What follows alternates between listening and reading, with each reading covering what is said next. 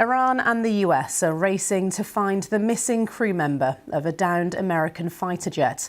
Tehran says it shot down the F-15 over the southwest of the country and that soldiers are searching the area. US officials have told the BBC's partner network, CBS News, that the other person in the aircraft has been rescued.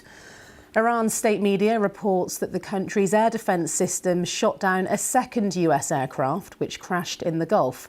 Let's get the latest now from our correspondent in Washington, Tom Bateman. US search helicopters prowl the skies over southern Iran, now in a deadly race to find America's missing airmen. Iranian state TV showing pictures of what it says is the wreckage of the downed US fighter plane. The Iranians claim it was shot down by an air defense system as it flew over a rugged province in southwestern Iran. Pictures on social media purport to show one of the two ejector seats. These images are as yet unverified, but appear to be consistent with parts of an F-15 fighter jet. US officials say they launched a combat rescue mission under fire, finding one of the F-15 crew, its pilot. But the recovery helicopter was hit by gunfire, injuring crew members. These pictures appear to show men in a field opening fire on American Pavehawk helicopters used in search operations. Another plane involved was also hit, an A-10 Warthog like this. Its pilot ejected over the Gulf and was rescued. Meanwhile, Iranian government messages have been broadcast calling on residents to join a hunt for the pilots, offering a bounty for their capture.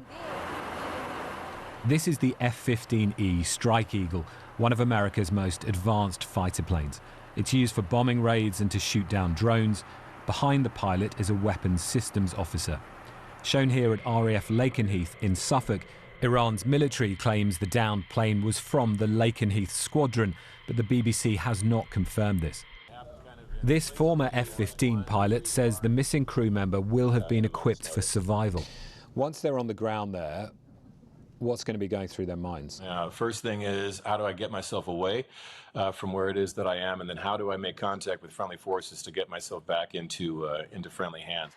The White House says President Trump has been briefed. He said nothing publicly about the rescue operation, posting only on social media about Iran. Keep the oil, anyone? US Central Command released pictures of what it called its undeniable progress, saying Iran's air defense systems had been largely destroyed. But its claims to have free reign over Iran's skies will ring hollow, with the first known loss of a manned US aircraft there since the start of the war, and a perilous search behind Iranian lines. The fate of the missing crew member could determine the direction of this conflict, already unpopular with Americans, overseen by a leader looking for ways to end it. Tom Bateman, BBC News, Washington. Well, President Trump refused to discuss details of the search and rescue operation, but said the day's events would not affect any negotiations with Iran. Our correspondent Simi Jola-Osho in Washington has sent us this report. We are told President Trump's national security team spent Thursday in the West Wing of the White House providing him with updates on the initial search and rescue operation. Now, President Trump wouldn't comment to the media specifically on the operation, but when asked whether this would affect negotiations with Iran, he said he didn't expect it to. When asked what his response would be if this crew member was found harmed, he simply said he hoped that wouldn't be the case. Now, this all comes after President Trump claimed that Iran's air defenses were weakened and said that Iran couldn't do a thing about US aircraft operating in its territory. Now we're hearing that Iran's Revolutionary Guard have sealed off a huge area and is conducting a search using troops and locals to try and find this missing crew member. This has become a high-stakes search on the ground between the two adversaries for this missing American service member. Simi Jola-Osho in Washington for us. Let's bring you some of the day's other main developments in the Middle East now. And Iranian missiles hit residential areas in parts of central Israel in the early hours of Saturday.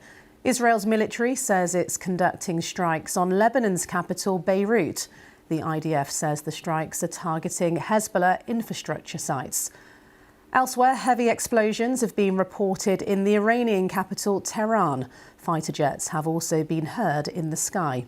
And Bahrain urged residents to seek shelter, with sirens sounding right across the country as Iran continues attacking Gulf states.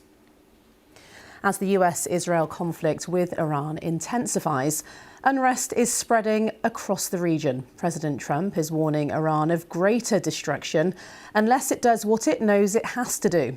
Now, legal experts have issued an open letter raising concerns about possible violations by all sides. Our correspondent Lorna Gordon is in Dubai and explains what the letter said. And just apologies, it's Joel Gunter for us in Jerusalem about to report.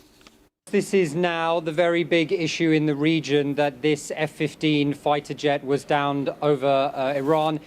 It was less than a week ago that the US Defense Secretary Pete Hegseth was boasting that the US had achieved such air superiority over Iran and degraded Iran's air defenses so badly that they could fly heavy, slow-moving bombers like the B-52 without concern.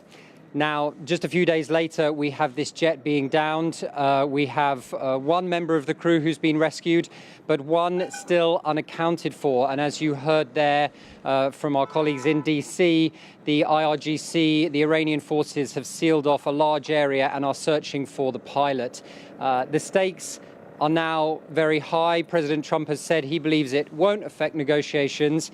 He refused to comment on how the US might respond to the pilot being captured. But this is already a very unpopular conflict in some ways. There is no clear sense of a way out. As you mentioned, in the region, there are still very heavy strikes going on almost in all directions. We've had some in Israel this morning, which wounded a man in the center of the country.